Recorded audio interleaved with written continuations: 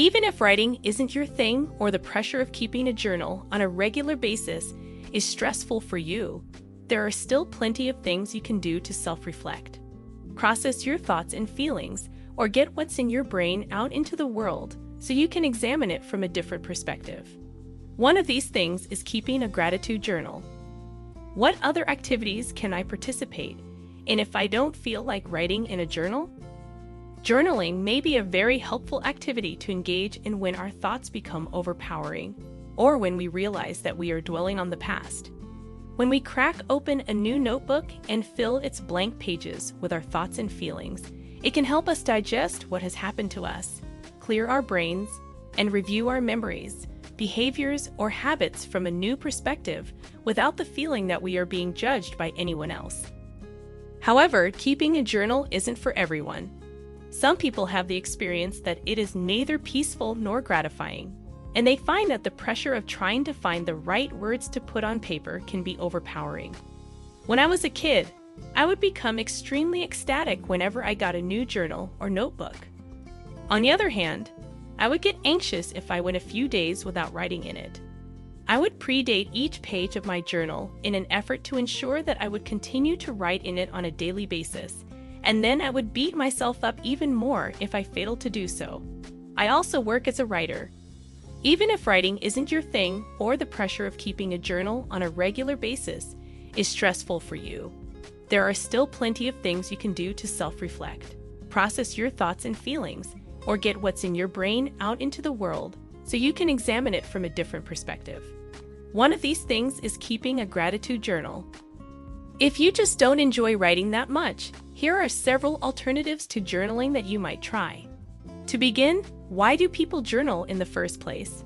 Writing in a diary can be an effective means of processing one's thoughts, feelings, worries, and memories for some people.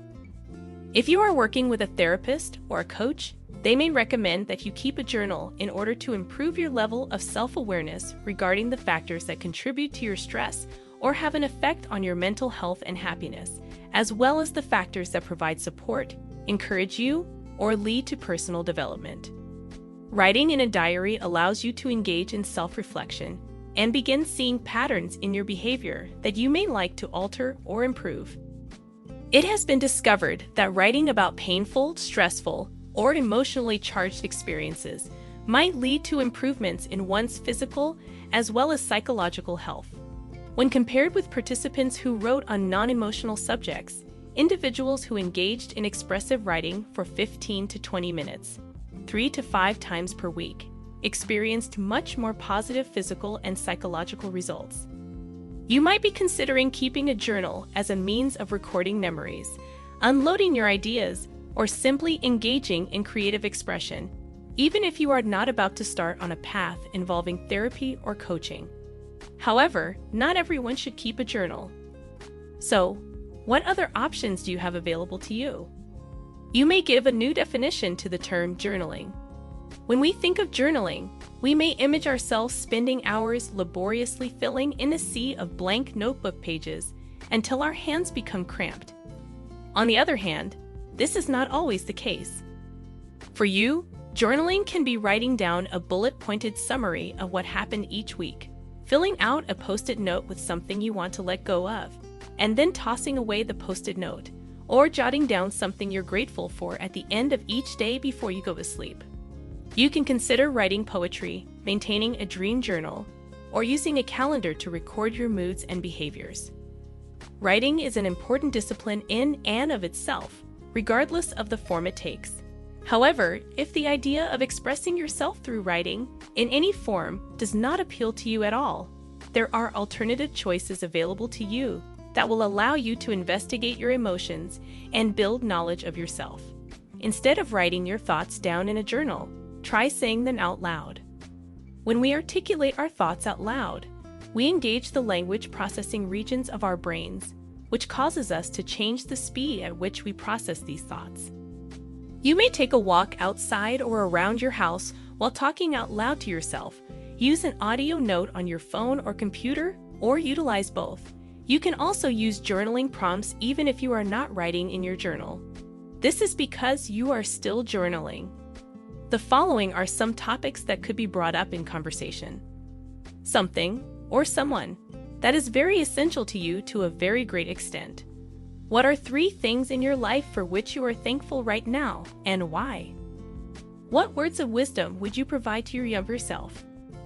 A current issue that you're having trouble with and some potential solutions to it. Something you would like to let go of. 10 things you would like people to know about you. 1 thing that you accomplished in the past year that you are very pleased with. 10 things that you would say yes to, and 10 things that you would say no to. Keep in mind the importance of practicing positive or even neutral self-talk. For instance, rather than saying something like, "I'm stupid, I'm underqualified, I should never have applied for that job last month.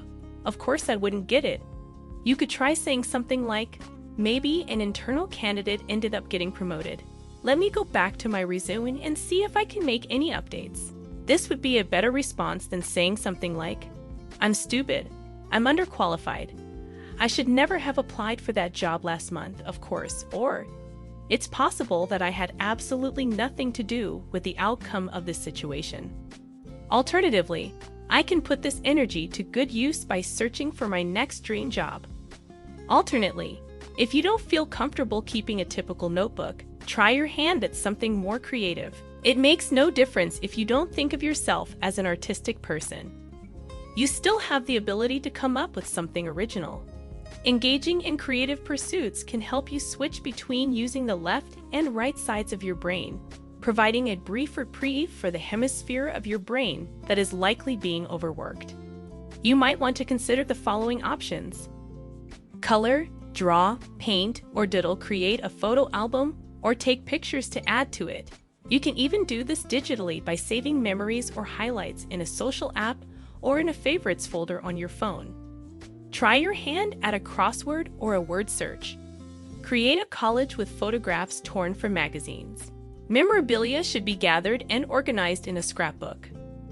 Bear in mind that you are engaging in these pursuits for your own benefit, as this is the most crucial thing to keep in mind.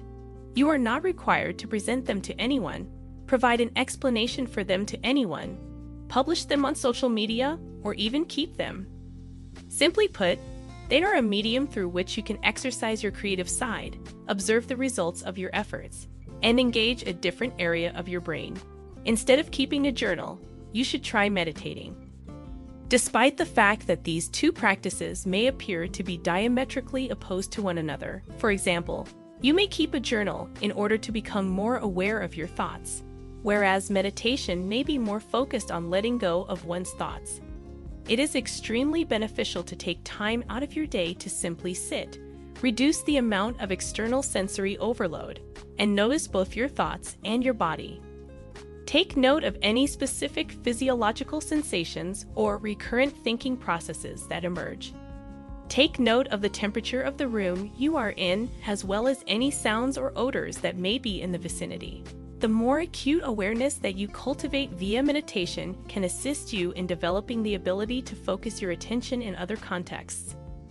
For instance, if I notice that my neck is tense during a body scan meditation, and then later, when I'm working on the computer, I notice that my neck is tense again, I might pause and realize that I need to take a break, or that the person I'm emailing with stresses me out, or that I let myself get too close to a deadline again, and I might benefit from beginning my work a bit earlier so that I don't get so tense. Alternatively, I might. If you find that you are becoming distracted when meditating, simply bring your attention back to the here and now by recognizing that your ideas are racing through your head. Try out this guided meditation with therapist Rick Matthews and My Wellbeing if you feel as though you might use some assistance getting started. When it comes to developing your sense of self-awareness, you should do whatever works best for you, regardless of whether or not it involves keeping a journal. It should be emphasized once more that what is most important is the actual act of practicing. Keeping a journal does not need spending a significant amount of time crouched over a notepad and focusing on producing flawless pages. It does not have to be anything other than a way for you to express your thoughts. Give yourself time to engage in self-reflection and draw any benefits you require from the practice.